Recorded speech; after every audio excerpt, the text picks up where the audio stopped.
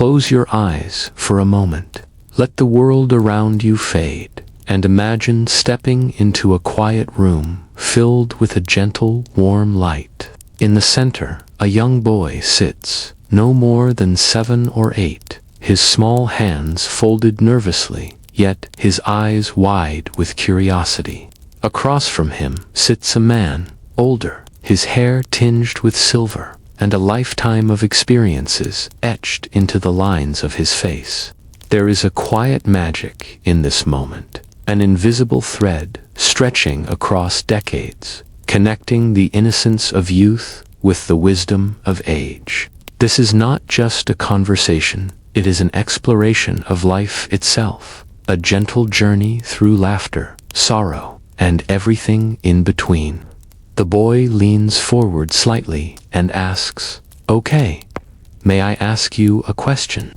There is a pause, delicate, like the stillness before a wave crashes onto the shore. "What is the worst thing about being young?" he asks, his voice carrying the raw honesty only children can summon.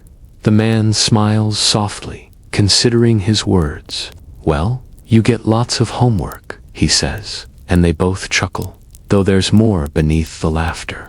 Being young is a strange, precarious balance. Moments of freedom, but also boundaries, responsibilities, and rules that can feel both meaningless and essential. It's also, like in the middle, the boy observes, tilting his head, trying to put into words the feeling of being suspended between childhood and the world that waits outside. It's all in the middle of bad and good. The man nods, understanding the subtle truth in this, that youth is a liminal space, a threshold between the simplicity of childhood and the complexity of what is to come. Then the boy asks a question that carries a weight far beyond his years. What is the worst thing about being old? The man's expression softens. His gaze drifts slightly as he recalls the passing of decades, the small limitations that creep into daily life. Not being able to do things that you could do when you were young, he says. And in that simple statement is the quiet reality of aging. Bodies grow stiff, movements become deliberate, and once effortless actions require thought, care, and sometimes struggle. The boy imagines it, feeling a twinge of unease, like, "You can't bend down and get stuff on the floor?" he asks, testing the edges of this reality. The man laughs lightly, shaking his head. "Well, I can still do that," he admits, "but your body gets a bit stiff. You feel things differently. You might get sick more often." His words hang in the air, a gentle warning wrapped in the softness of experience. The boy nods, slowly, absorbing the weight of this knowledge. Then, with the natural curiosity of someone learning about the vast landscape of life, he asks, "Do you wish you were older?" There is a pause, a hesitation, a tiny internal debate. Maybe. Like, "So, if I were old, I could buy stuff for myself and be married." But he trails off, a mixture of excitement and uncertainty flickering across his face. He has glimpsed the allure of independence, the promise of adulthood, yet he also senses its burdens, the responsibilities, the struggles, the inevitability of mistakes and regrets. "Do you wish you were young?" the boy continues, almost instinctively, seeking a mirror to his own innocence in the man's reflections. And the man's eyes soften, recalling a time when days stretched endlessly ahead, filled with imagination and possibility. The great thing about being young is, you have more time to play, to explore, to dream. You can invent worlds, imagine adventures, and live in them fully. You can run, you can laugh, you can believe in things that the world might later try to explain away. The boy smiles, remembering the games he has played, Cowboys, explorers, adventures that spanned entire afternoons. I used to play cowboys and Indians, he says. Yeah, that's what I play, he adds, eyes lighting up, and the man nods knowingly. Youth is a canvas, he thinks, painted with the brushstrokes of curiosity, imagination, and freedom. Yet even as they speak of the joys of youth, there is a tender awareness of its fragility. The man murmurs softly, I could be an older cowboy. I might still do it. And in that simple statement lies a quiet truth. Imagination doesn't vanish entirely. It transforms. It evolves, bending and stretching into new forms, carrying the spirit of play, creativity, and wonder into the later chapters of life. Their conversation drifts naturally to love and relationships. Will you fall in love, and what will it be like? The boy asks, eyes filled with the unfiltered wonder of someone imagining the unknown. The man smiles, remembering loves that shaped him, joys that lifted him, and sorrows that taught him resilience. I fell in love, late, he says. There is a pause, and the boy senses the weight in the silence. Unfortunately, my partner passed away. She got sick, and she died. A ripple of sadness touches the room. The boy, moved by the gravity of these words, whispers, I'm gonna cry. The man gently reassures him, no, don't. Life carries these things, but the memories, the love, the moments, those are yours to keep. You can remember all the good things, and that is what matters most. There is a profound lesson hidden in this simple exchange. Happiness, resilience, and the richness of life are often found in memory, in reflection, and in the gentle acknowledgement of both joy and loss. The conversation turns to advice, guidance that flows naturally from one generation to another.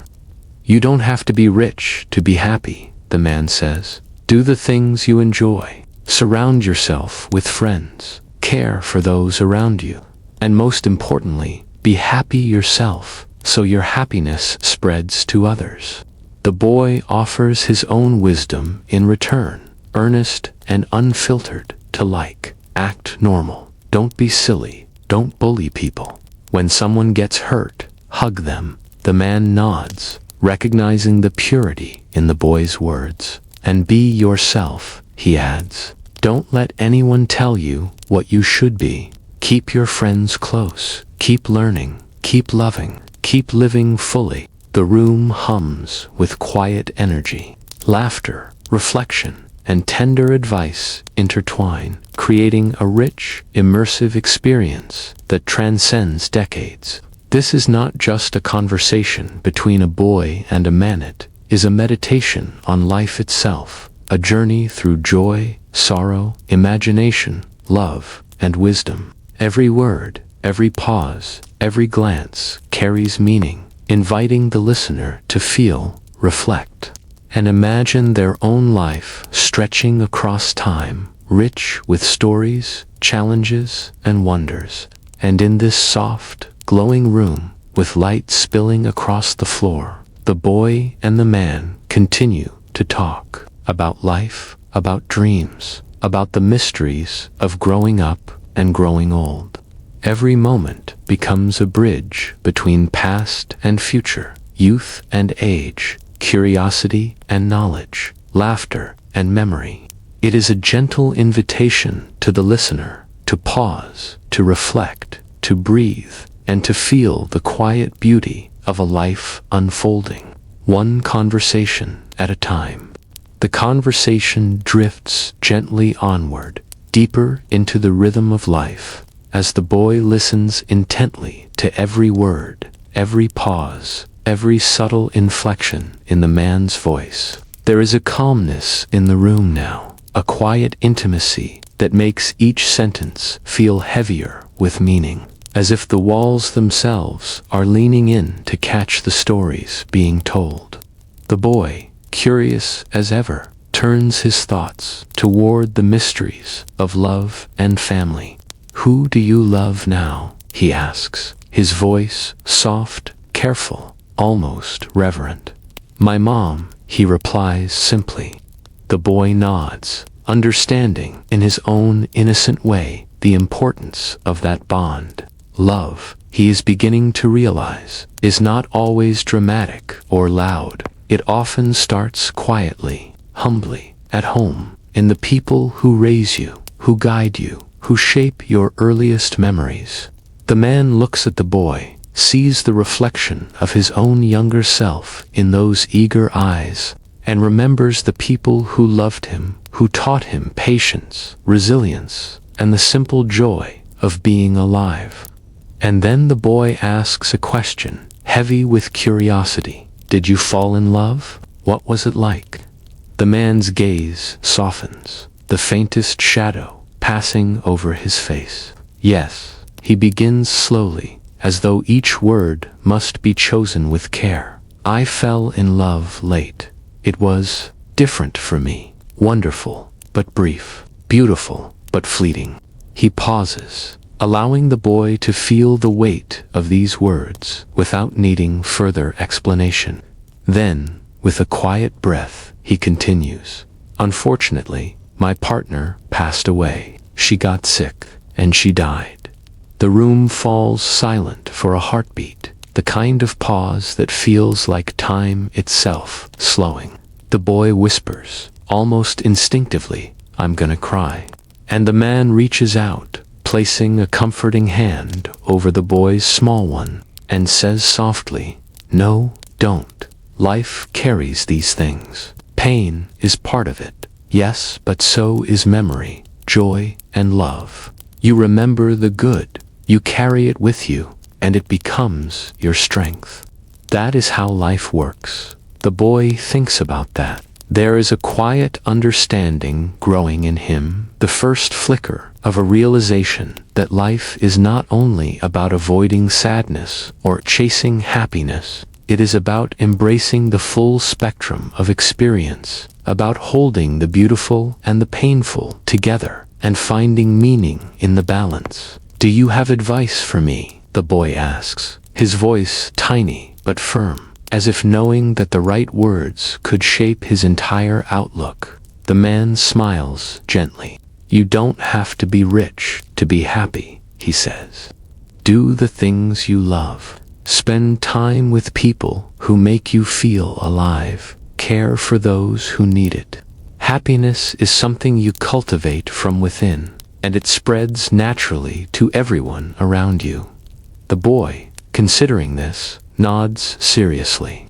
Then, almost as if thinking aloud, he adds his own advice. "Act normal. Don't be silly. Don't hurt people. And when someone gets hurt, hug them. Be kind. Don't let anyone tell you what to do." There is wisdom in his words too, raw and unpolished, yet no less profound for being so simple. The man laughs softly, feeling warmth and pride in the sincerity of this young voice. Time stretches, slow and deliberate. The golden light in the room deepens, shifting subtly into a quiet afternoon glow. The man speaks now about the treasures of youth, the way imagination can shape not just games, but entire worlds.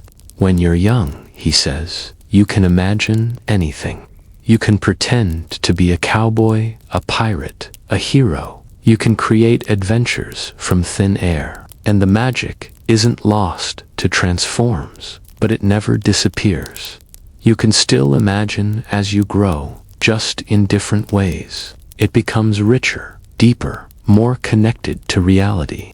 The boy listens, eyes wide, picturing himself as a cowboy riding across endless plains, yet also imagining the possibilities the future holds, the people he will meet, the experiences he will live, the joys and challenges that will shape him. And in that quiet imagination, there is hope, a tender understanding that life, even in its difficulties, is full of endless opportunities for wonder. The conversation turns to family again, the warmth of relationships, and the small, often overlooked acts that make life meaningful. Friends, the man says, are like anchors. Keep them close, laugh with them, argue sometimes, forgive each other, but hold them close, because they will carry you through hard times and family. Cherish them, for they are the roots that hold you steady, even when storms come. The boy nods thoughtfully, absorbing this. He imagines his own family, the people who have shaped his earliest years, and realizes that even small gestures, hugging, sharing, listening, carry power. He begins to understand that life is less about grand events and more about these tiny, intimate moments that ripple outward, shaping hearts, minds, and futures. And as the afternoon drifts slowly toward evening, the conversation deepens again, moving into dreams and responsibilities, curiosity and courage. Will I have babies? The boy asks hesitantly. And will it be fun? The man smiles softly. It will be wonderful, yes, but it will also be challenging. Babies cry. They need care, patience, and love. But they also teach you more than you ever imagined about yourself and the world. And the joy is unlike anything else. The boy imagines holding a small child, singing softly, perhaps even like Ed Sheeran, to calm the tears. He pictures himself learning, failing, growing, loving. And in this vision, he begins to understand that life is a journey, not just of achievement or success, but of connection, empathy, and enduring care. The man continues, speaking now of courage, resilience, and perspective.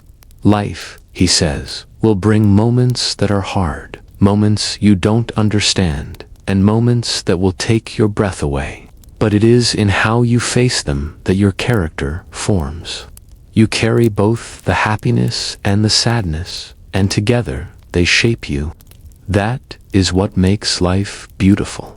And in this quiet room, with shadows stretching and deepening, with the boy learning and absorbing, and the man remembering and reflecting, the listener is drawn into a timeless meditation on life. It is a journey through love, loss, play, friendship, and imagination. A bridge between decades, between perspectives, between the fleeting magic of youth and the seasoned wisdom of age. Here, words become more than words. They are invitations to breathe, to imagine, to reflect on one's own path. Every memory, every thought, every gentle chuckle and sigh carries weight. The golden room hums softly with human experience, quiet yet full of life, echoing lessons that will linger long after the conversation ends. And so, as the afternoon light dims, the dialogue between the boy and the man continues without pause. There is no beginning, no ending, only the continuous flow of understanding, curiosity, and reflection, each sentence building on the last, creating a river of life experiences that carries both listener and participants gently forward toward what is yet to come. Evening settles gently around the room, the soft golden light now melting into a warm, quiet dusk. The boy leans forward, his eyes bright with wonder and questions that seem endless, as if each answer sparks another, and each story told opens doors to more mysteries. The man smiles, feeling the rhythm of the conversation, the natural unfolding of curiosity across generations. Every word, every pause, carries a rhythm, a gentle heartbeat of life itself. The boy turns his mind toward the future, toward dreams and responsibilities that seem distant yet tantalizing. What's it like to have your own house, your own things, your own life? He asks softly, almost as if afraid of the answer. The man chuckles, the sound full of warmth, experience, and understanding. It is wonderful, yes, but it comes with responsibility. You learn quickly that independence is freedom, but also requires patience, care, and sometimes hard choices. Life gives you freedom, but also asks for respect for yourself and for the people around you. The boy nods, thinking about the small chores at home, the lessons in responsibility his parents teach him, and now understanding in a deeper way how these small steps prepare him for the larger journey ahead. And then, almost instinctively, he asks, "Will I fall in love? Will it hurt? Will it be fun?" The man's eyes soften, remembering loves he's had, losses he's endured, and the strange beauty of it all. Yes, the man says carefully, "You will fall in love. It may be different from what you imagine. There will be moments of joy, moments of doubt, moments that take your breath away. And yes, sometimes it will hurt, but even the pain teaches you. Love is not just happiness. It is courage, patience, generosity, and understanding. And through it, you grow into the best version of yourself." The boy's eyes widen as he imagines this future, as he pictures himself laughing, crying, holding hands, sharing life, learning lessons only love can teach. Even if the baby cries, he asks, half in wonder, half in concern. The man smiles, a warmth spreading across his face. "Yes, and you will sing to them, comfort them, teach them, and in those moments, you will find joy unlike anything else in the world. That is what makes life rich, full, and meaningful." Then, as if reflecting on all that has been shared, the boy asks a question that bridges innocence and wisdom.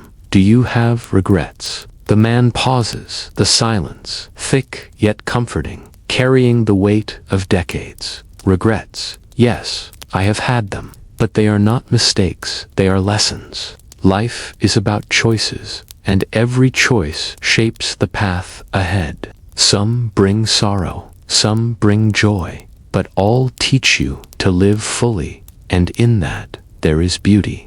You learn, you remember, and you move forward." The boy listens intently, realizing that life is not a series of simple answers or linear paths, but a complex tapestry of experiences, emotions, and decisions. And in that realization, he feels a strange kind of freedom, the understanding that mistakes are not failures, but opportunities to grow, to understand, to live more deeply. The man continues, his voice calm, slow, each word deliberate, painting images of life's intricate rhythms, friendship, love, imagination. These are the treasures you carry. They do not fade, they evolve. Friends may come and go, but those you keep close become a part of you. Love may shift, change, or end, but its lessons and memories stay with you forever. And imagination. Never let that go. It is the spark that keeps life bright, even when days feel heavy. The boy nods, absorbing these lessons, and begins to see that life is not only about achievements or success, but about relationships, curiosity, and connection. Even the smallest moments, shared laugh, a quiet hug, a memory remembered become treasures. And he begins to understand that happiness is not a destination, but a journey.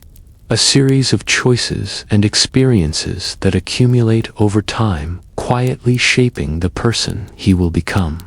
"Will I be happy?" the boy whispers, almost as if testing the idea, afraid of the answer. The man smiles, his eyes full of gentle certainty. Happiness is not always about things going perfectly. It is about how you approach life. If you choose kindness, curiosity, and love, if you find joy in small moments, if you hold on to memories and carry them with gratitude, you will be happy. and that happiness will ripple outward, touching those around you. The boy closes his eyes for a moment, imagining a life filled with adventure, love, friendship, mistakes, learning, and memory. And in that quiet imagining, he begins to feel the invisible threads that connect past, present, and future, the bridge between youth and age, between imagination and reality, between laughter and sorrow. The man leans back slightly, his voice softening further. Life is a conversation, just like this one, between yourself and your future, between the people you love, between your imagination and your choices. Listen carefully, act with thought, feel deeply, and remember, every moment is part of the story that is uniquely yours. Carry it gently and carry it fully. The boy smiles, sensing the weight and freedom of those words. And as the room darkens into the quiet of early night, the conversation reaches a gentle pause, not an ending, but a continuation. The lessons linger, echoing softly, carrying the warmth of human connection, the wisdom of experience, and the magic of youthful curiosity. There is no dramatic closure, no sudden finale, only the flow of life, softly narrated, carried in the spaces between words. The boy and the man sit together, connected across time, sharing the quiet miracle of understanding. They have laughed, they have felt sorrow, they have dreamed, imagined, and reflected. And for the listener, there is a sense of calm, of clarity, and of gentle hope. As the last words echo in the soft light, a sense of completion settles, not an ending, but a quiet invitation to remember your own loves, your own joys, your own losses, to hold close your family, your friends, your imagination, to understand that life is not perfect, not linear, not predictable, but rich, textured, and endlessly fascinating. And as you drift slowly into stillness, carry with you the quiet wisdom of two lives intertwined, 57 years apart, yet united by the shared story of what it means to be human. The laughter, the tears, the advice, the dreams, they remain with you, a gentle hum, a quiet song of life, love, memory, and imagination that continues long after the room has gone silent.